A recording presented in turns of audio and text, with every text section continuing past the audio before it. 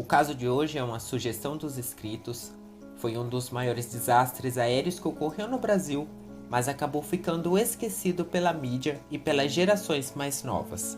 Por favor, se inscreva e deixe seu gostei para fortalecer o canal e ver os próximos episódios. Antes de prosseguir, eu queria avisar que semana passada estreou um quadro novo no canal sobre teorias da conspiração. E o primeiro vídeo foi sobre a missão Apollo 11. Se você gosta desse tipo de conteúdo, fica aqui o convite para você visitar este vídeo. Conheça agora o caso do voo TAM 402. Era manhã do dia 31 de outubro de 1996, um dia das bruxas. O Dr. José Rael Abu Assali, de 45 anos, se encaminhava para o aeroporto de Congonhas, em São Paulo, onde pegaria o voo diário para dar uma palestra no Rio de Janeiro. Ele pretendia voltar naquele mesmo dia. Sua esposa Sandra e seu filho de 7 anos, Salmir, o acompanhavam. Assali se despediu de sua esposa e filhos e embarcou no voo TAM 402. O avião era um Fokker 100 de produção holandesa, médio porte, com capacidade para até 108 passageiros, em alguns casos 122, e um dos maiores sucessos de venda da empresa. No Brasil, a maior compradora foi a própria TAM, que chegou a contar com 50 aeronaves em sua frota. Tinha 45 metros de comprimento e 28 de envergadura, pesando na casa das 24 toneladas e podia alcançar a velocidade de 845 km por hora. O avião em questão foi fabricado em fevereiro de 1993, contava com 8.171 horas de voo e, segundo as autoridades, estava com a manutenção em dia. E até aquele fatídico dia, nunca havia apresentado nenhum problema. Às 5 da manhã daquele mesmo dia 31, horas antes do Dr. Assali embarcar, ele decolou do aeroporto Cantergiani, em Caxias do Sul, e pousou no aeroporto internacional de Curitiba, onde fez uma escala.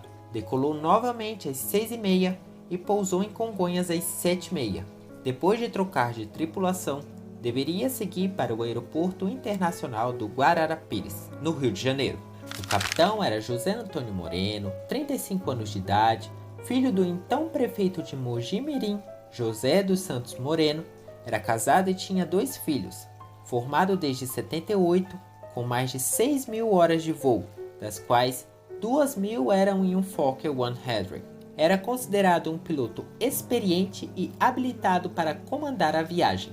Seu copiloto era Ricardo Luiz Gomes Martins, 28 anos, formado desde 88 e contava com 3.000 horas de voo, das quais apenas 230 eram naquele modelo. Era considerado apto, mas inexperiente. Haviam 96 pessoas a bordo, 90 passageiros e 6 tripulantes, e apenas 18 lugares vazios. Depois de embarcar o seu marido, o Dr. Abu, Sandra entrou em seu carro junto com seu filho, que tinha consulta agendada no dentista, e começou a se afastar do aeroporto. Minutos depois, por volta das 8h30, um clarão chamou sua atenção e pelo espelho retrovisor, ela viu uma enorme bola de fogo flamejante subir ao céu. Inicialmente, ela pensou que se tratava de uma explosão de um posto de gasolina e seguiu seu caminho. Naquele mesmo momento, os moradores da rua Luiz Orsini de Castro e arredores de Jabaquara, até então pacato bairro de classe média da zona sul de São Paulo, a 2 km de Congonhas, acordaram com um estrondo descomunal. Um casal de idosos que havia acabado de se levantar haviam saído do quarto 30 segundos antes de sentir o chão tremer e ouvir um barulho às suas costas. Ao voltar pelo caminho que tinham feito, encontraram o quarto destruído, uma parede em frangalhos e um trem de pouso sobre a cama que momentos antes eles ocupavam. Uma dona de casa estava lavando roupa em seu quintal quando uma turbina arrebentou a laje de sua casa e entrou para dentro, ainda funcionando. Logo em seguida veio as chamas em sua direção como um maçarico. Desesperada, ela conseguiu fugir pelo telhado de seu vizinho.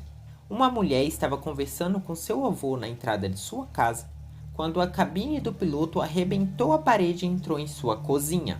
Quando os moradores saíram de suas casas para investigar a origem de tamanho barulho, encontraram um cenário que mais se parecia com o encontrado na Guerra do Iraque.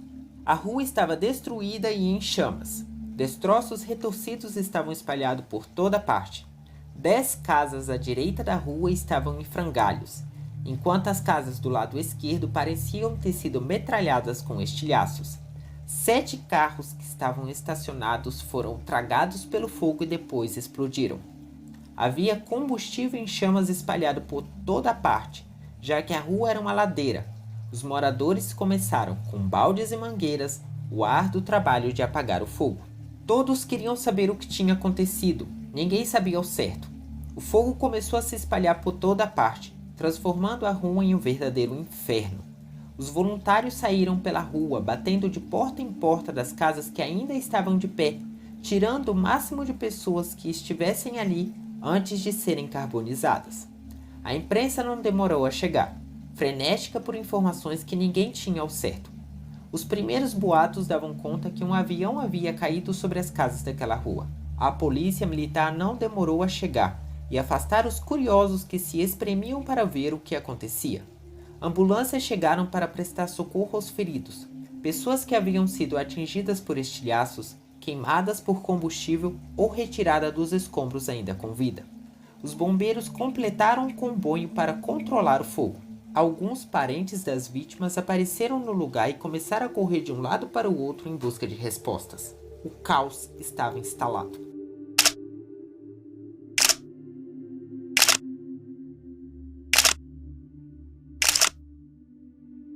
A essa altura, o aeroporto e a própria TAM já estavam cientes da tragédia, pois muitas testemunhas, algumas funcionárias do próprio aeroporto, dizem ter visto o avião mergulhar no bairro residencial poucos momentos depois de decolar. A imprensa começou a veicular as imagens que se desenrolavam no local da queda e entrevistavam pessoas que haviam testemunhado o acidente. Algumas pessoas que viram a queda afirmaram que o avião pareceu desviar da escola, que naquele momento já se encontrava cheia para o dia letivo, como se o piloto, em um ato de heroísmo, desviou o avião para uma zona com menos pessoas. Isso acabou sendo noticiado como verdade absoluta, mas não passava de um engano. É natural, em meio às tragédias, as pessoas procurarem heróis para se consolar. Sandra Salles já havia chegado no dentista para a consulta de seu filho quando viu pela TV as imagens de mais completa destruição nos arredores de Congonhas. A matéria dizia que o TAM 402 havia caído. Como ela mesma conta em uma entrevista, a primeira sensação foi o choque. Assim que os bombeiros conseguiram controlar o incêndio, se iniciou o árduo trabalho de buscar por sobreviventes, recolher e identificar os corpos e limpar a bagunça. A cada momento, eles tinham esperanças de encontrar alguém com vida. Queriam que alguém gritasse ou pedisse ajuda, mas como bem conta um dos moradores que ajudaram no trabalho, não tinha como, estava tudo destruído. Tudo o que eles encontravam eram corpos mutilados, carbonizados e, na maioria dos casos, irreconhecíveis. Um cachorro foi resgatado com vida. Enquanto faziam buscas dentro de uma das casas, foi encontrado 3,9 kg de cocaína bruta em 6 pacotes. O dono da residência foi intimado a comparecer na delegacia e esclarecer se a droga era dele. Depois de um grande inconveniente, foi esclarecido que provavelmente ela estava no avião. A notícia da tragédia comoveu o Brasil. O último acidente que o país sofreu foi o VASP 168 na Serra da Aratanha nos anos 70. Aliás, tem vídeo no canal. A comoção, a solidariedade e a emoção tomaram conta do país, que acompanhou com muito interesse as notícias sobre o desastre. O trabalho de buscas continuava difícil e exaustivo. Não havia comando único nas operações. Não havia equipamentos adequados para a remoção dos corpos. Faltavam sacos especiais e os cadáveres foram recolhidos em sacos de lixo. Não houve assistência nem por parte da Prefeitura de São Paulo e nem pela TAM. Até o final do dia, 50 corpos já haviam sido recolhidos, identificados e enfileirados na calçada do lado esquerdo da rua. O trabalho continuou até a manhã seguinte. Ao todo, 98 corpos foram recolhidos. Uma pessoa foi encontrada com vida e foi encaminhada para a UTI. mas faleceu quase um mês depois, totalizando 99 mortos, 96 pessoas a bordo do avião e mais 3 que estavam em solo. Em meio aos destroços, foi encontradas caixas pretas que iriam solucionar os motivos da queda. As famílias ficaram desamparadas por muito tempo. Sandra Sali, advogada, começou uma longa luta na justiça. Ela fundou a Associação Brasileira de Parentes e Amigos de Vítimas de Acidentes Aéreos. Na época do desastre, não existia uma lei específica para indenizar vítimas de acidentes aéreos, o que significava que as famílias iriam ficar desamparadas. Os moradores que tiveram suas casas destruídas pelo avião dependeram da boa vontade de parentes e amigos para ter um teto sobre sua cabeça. O acidente deixou 80 viúvas que não contavam com qualquer assistência psicológica ou médica e não sabiam a quem recorrer. As pessoas que ajudaram no resgate sofreram um profundo impacto e não tiveram qualquer assistência psicológica. Enquanto as famílias lutavam por justiça, a investigação reconstituía os momentos finais do TAM 402. Às 7h30 da manhã daquele dia 31 de outubro, o avião pousou em São Paulo. A tripulação foi trocada e o capitão Moreno foi avisado por seu antecessor de uma possível falha no acelerador automático, o que fazia acionar um alarme na cabine, além do que parecia ser uma falha de sincronização entre os dois motores. Como isso não impediria o avião de voar, o capitão acreditou que poderia resolver o problema acelerando por conta própria o avião e sincronizando manualmente as turbinas. O que eles não sabiam é que o problema estava no reversor de empuxo, uma peça em formato de guarda-chuva que, quando acionada, inverte o fluxo de ar nas turbinas para reduzir a velocidade durante o pouso. Por isso, em hipótese alguma, ele pode ser acionado durante o voo. No caso do 402, o reversor da turbina direita tinha um defeito de fabricação, o que fazia com que ele estivesse frouxo. Pouco após as 8 da manhã, os passageiros começavam a ocupar seus assentos e o avião se pôs em movimento.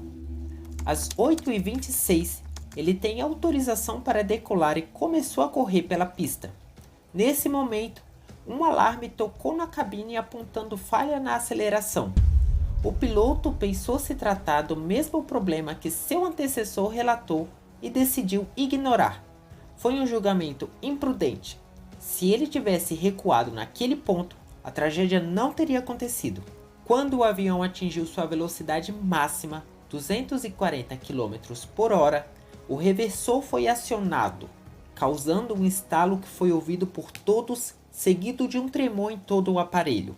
Na cabine, o manete, que é a haste que controla a velocidade, deu um pulo para o ponto morto. Ainda sem entender o que estava acontecendo, o copiloto forçou a alavanca para a frente, voltando para a potência máxima, mas ela pulou novamente para o ponto morto. Para dar um exemplo, é como se ele estivesse acelerando e freando o carro ao mesmo tempo. Não dava mais para parar, já estavam no fim da pista. Então eles levantaram o avião enquanto o copiloto lutava contra o manete. Enquanto subia, o reversor se abriu novamente e se fechou. Quando atingiu a altura de 40 metros de altura, ele voltou a se abrir pela terceira e última vez. Quando o piloto empurrou o manete, acabou partindo o cabo que o ligava na turbina, impedindo ele de dar a potência necessária ao motor. Enquanto eles estavam distraídos com a alavanca, se esqueceram de recolher as rodas do avião, o que contribuiu para a queda. Enquanto o motor direito perdia potência por causa do reversor, o esquerdo ganhava. Isso fez com que o avião girasse no sentido horário. As pessoas que estavam sentadas do lado direito viram a asa apontar para o chão, enquanto as que estavam sentadas do lado esquerdo viram a outra ponta apontar para o céu. Todos começaram a gritar. O avião perdeu completamente o equilíbrio e despencou do céu sobre as casas da rua Luiz Orsini de Castro. A asa direita cortou um prédio de 2 andares na esquina e levou consigo o telhado de um sobrado logo à frente, onde fez sua primeira vítima em solo, um pedreiro que trabalhava e teve o corpo envolto pelo fogo e acabou despencando para a morte. Em outra casa, 2 amigos e sócios de negócio carregavam o porta-malas quando a laje da garagem desabou sobre eles, e nenhum dos dois sobreviveu. O avião colidiu com pelo menos 10 casas e explodiu logo em seguida. Entre o pouso e o momento da queda se passaram 24 segundos. Depois de 2 anos, o Tribunal de Justiça de São Paulo condenou a fabricante do reversor a indenizar as famílias das vítimas em 333 salários mínimos. No entanto, muitas pessoas que tiveram as casas destruídas não foram completamente indenizadas e até hoje estão na justiça em busca de reparação. Algumas chegaram a ser notificadas pela subprefeitura a reconstruir suas casas em um prazo de 10 dias, independente se tivessem ou não condições financeiras para fazer isso, e estavam sujeitas a multas e despejos. As vítimas acusam a TAM de total omissão e negligência para com as vítimas do desastre. O mais curioso, a empresa voltaria às manchetes depois do acidente com o voo TAM 3054, que também aconteceu em Congonhas, considerado um dos maiores desastres que aconteceu no Brasil. A TAM se defende alegando compartilhar da dor das famílias e compreender que dinheiro algum irá reparar os danos emocionais da tragédia. A Associação de Sandra Selle continua ativa até hoje e presta assistência jurídica e psicológica às famílias de vítimas de desastres aéreos. Pouco depois desse acidente, o modelo Fokker 100 foi retirado de circulação. Muitos poucos moradores daquela época continuam morando na rua Orsini, e eles dizem não se importar com os aviões comerciais que sobrevoam seu pacato bairro todos os dias. Um deles chegou a brincar: se raio não cai 2 vezes no mesmo lugar, o que se dirás avião? Comente se você é da região onde tudo aconteceu, se lembra do acidente ou conhece alguma das vítimas. Se inscreva para ver os próximos episódios e deixe o seu gostei para fortalecer o canal. Eu sou Guilherme Lima e hoje eu te contei a história do voo TAM 402, que criou um inferno em Jabaquara.